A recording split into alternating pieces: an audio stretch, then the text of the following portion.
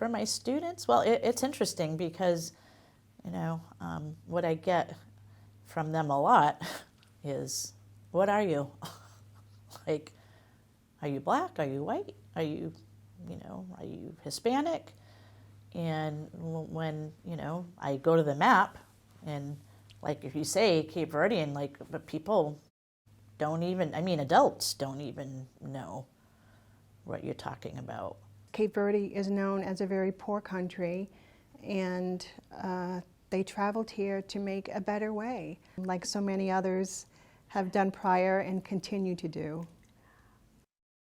My grandfather, John Roderick, his first voyage to America on a whaling vessel, he signed on at the age of 14. The trip lasted 18 months. He never got a salary and they never sighted a whale. And so when the ship docked in New Bedford, he got off. Most of the Cape Verdeans ended up in New Bedford and probably seeking work. They heard that Nantucket had jobs. So my father's father and mother moved to Nantucket, probably 1915. And my grandmother, and then also my grandmother on my mother's side, both her father and mother were from Fogue. My grandfather, my mom's father, was born on the Vineyard. I believe, though, they originally came out of the island of Fogo, which is also where my dad had come from, his parents. My father was born in New Bedford. My mother, full-blooded Cape Verdean. Her grandmother came from the island of Brava in Cape Verde Islands. My mother's father came from the island of Fogo. Anna Vieira Gomes.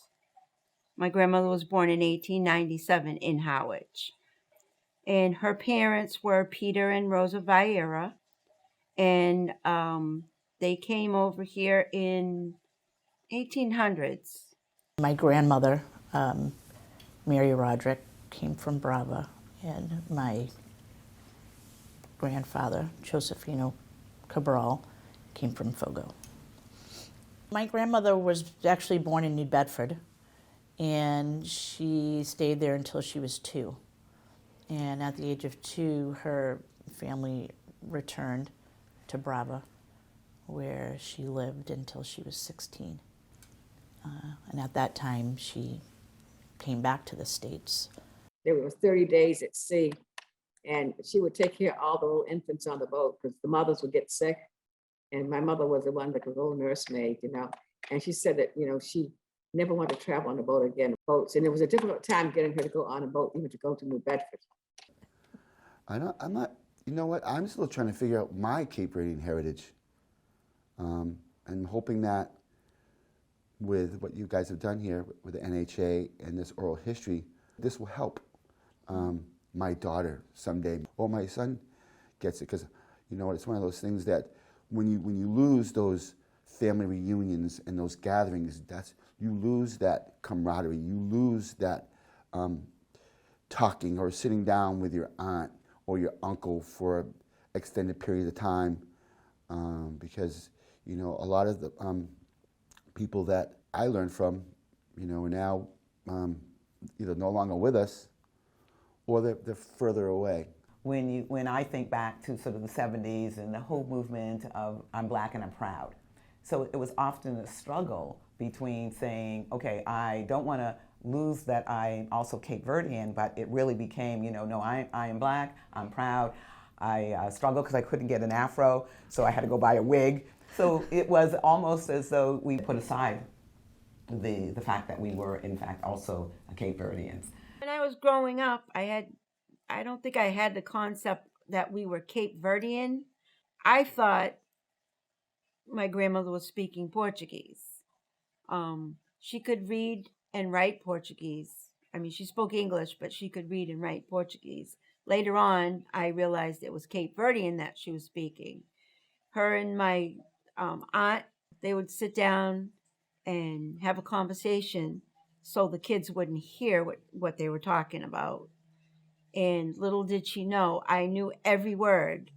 And for some reason, I can understand every word, I just can't speak it. I wish she had taught me, because I would love to know how to, and also teach my children how to speak it.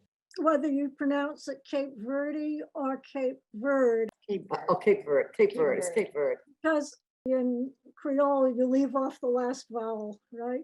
Yes, The language is spelled as if it was Creole, what people pronounce it Creole. yes, Creole. And once, a long time ago, I remember being at the chicken box with you all, and we danced the mazurk. The Mazur. It's a very So popular. those vowels are all silent. Yes. The only words I know from my grandfather taught me, and there's no words we can really put on camera right now, Fran. I learned the bad words before I learned the good words, okay? I learned umpele, umpela. That means if you're getting home late, it's 1 foot here, 1 foot there. I learned fastant, which means, oh, you're such a pain, you're fastant. I learned si das cred, das bakobo, may the Lord be with you. Like if you talk to my Aunt Viola or my Aunt Pauline, have you heard those two talk? They'll talk half English, half Cape Verdean. You need to get those two on camera together because it's a hoot. Two Cape Verdean versions of, like, I guess what we would call the boogeyman. So one was Ba, and the other one was Nyolob. And so, like, if you didn't behave yourself, one of those, either Ba or Nyolob, was coming for you. My great-grandmother spoke fluent Creole to my grandmother. My grandmother passed it on to my mother, and I believe that's where the buck stopped. I believe my mother was so focused on, you know, raising us, and that some of the language was lost to us. She did teach us how to say, I spy with my little eye in Creole. She taught us how to play the game, remember, Kendall? So, yeah, we can understand it when when it's spoken. I believe that my mother was a bridge between the older generation Cape Verdean and the younger generation, because she still retained all of this wonderful information about the culture and the history, and she did pass that all down to us. It's a Cape Verde tradition, and I was so happy to come across it, my mother's belongings. It's called a contador. For those who wear it, it's meant as a symbol of guidance and protection. For a lot of children, they were put on safety pins and put on their diapers. There was a belief to keep evil spirits away from the newborns and the babies till they had a chance to get going on their own. It's black and with the white dots, and then the number of white dots has to be uneven.